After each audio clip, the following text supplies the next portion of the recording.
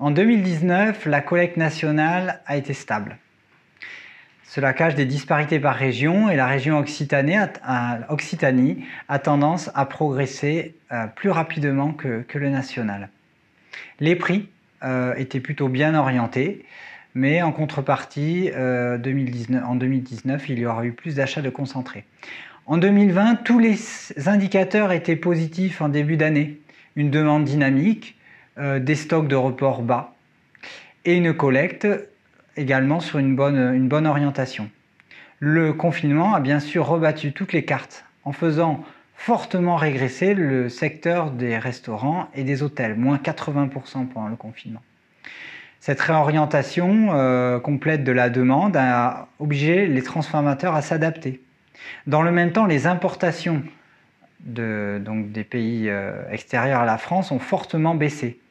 Et donc, dans ces différents mouvements, le prix sur les filières longues est resté plutôt bien orienté, avec une progression attendue de 3% sur l'année.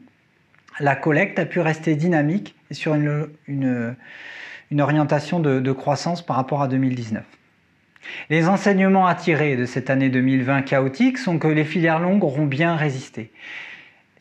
Et les éleveurs ne devraient pas en pâtir. Sur les filières courtes, cela est plutôt difficile à dire pour le moment, une partie de l'activité de marché ayant été remise en cause. Il faudra attendre la fin de l'année pour tirer le bilan.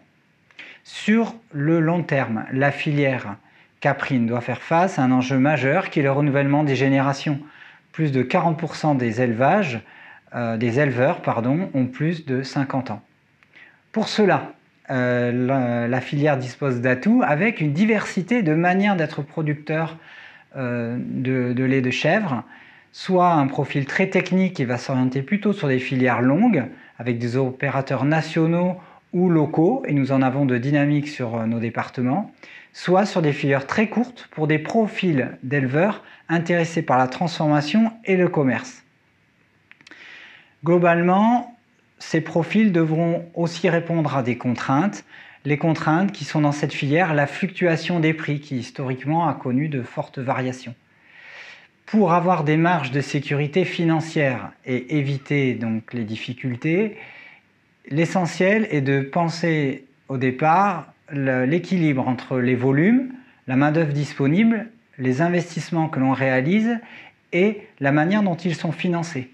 Le lien avec le sol est également très important puisque l'autonomie fourragère permet de donner une marge de manœuvre en cas d'aléa climatique ou d'augmentation des coûts de concentré.